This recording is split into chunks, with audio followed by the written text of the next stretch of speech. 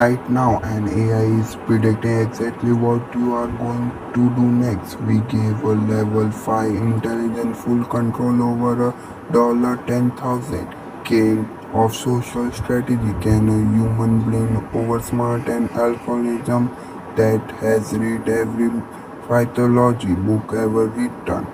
Or we just predictable? Let's find out. The rules are simple. I have to complete three impossible social challenges. But here's the twist. The AI chooses my methods by budget and even my dialogues. If I fail, the money is gone. If I win, I prove that human intuition still beats the code. Challenge 1, the persuasion test. The AI told me to use a mirroring technique I will never hear of if felt wrong, almost robotic, but as I started talking it worked.